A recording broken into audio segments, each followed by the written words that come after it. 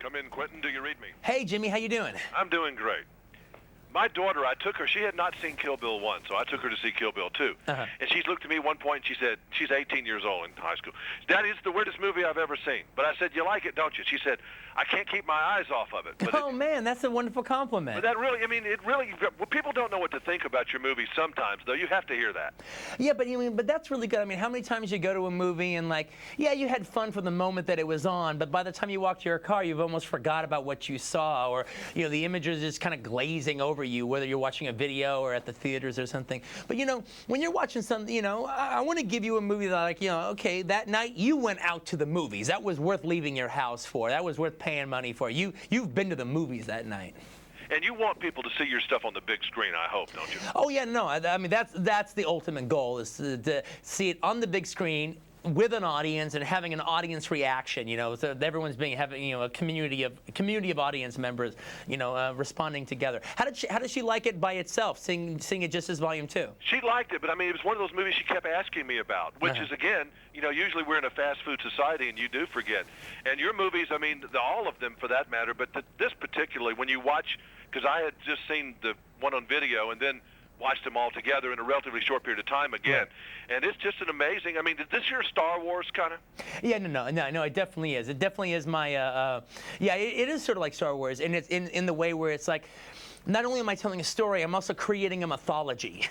I'm creating a different universe and a mythology for all these characters to exist in.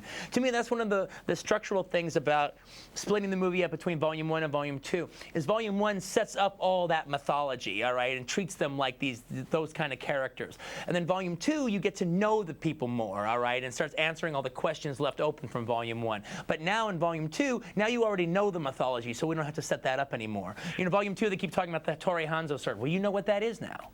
Is this your Sergeant Pepper? I mean, you have so much of your life tied up in this movie. I mean, how do you change the gears and move on? You still got some more Kill Bill to do, I guess, somewhere here, doing the DVD and that kind of thing. But yeah. When do you turn off Kill Bill and move on? I'll be turning off Kill Bill when I do the next movie I do. But you know what? There is a lot of this story to be told. Like I said, with this whole mythology aspect, I'm kind of curious about the idea of maybe doing a full-length Japanese anime feature that would kind of tell the origin of Bill, how Bill became Bill. With the three Godfathers there, Esteban Vigeo, Hattori Hanzo, and Pai Mei. I could also do some adventures, like in a graphic novel thing, like what Frank Miller does with the Sin City stories, about the adventures of the Deadly Vipers or something.